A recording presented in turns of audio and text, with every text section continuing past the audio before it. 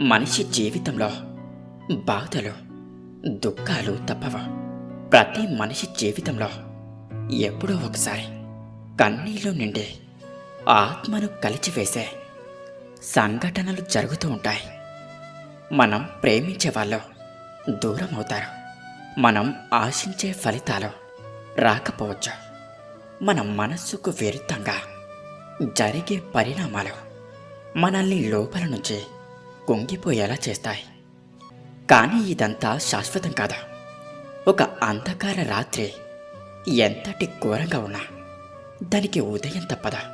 అగ్ని శిఖలకు మధ్య జీవితం కాలిపోతున్నట్లుగా అనిపించిన వాటి మధ్య మన వ్యక్తిత్వం మెరుస్తుంది. ప్రతి దుఃఖానికి ఓ గడువు ఉంటుంది. మనం అనుకున్నప్పుడు కాదు, కానీ అవసరమైన సమయంలో అది ఖచ్చితంగా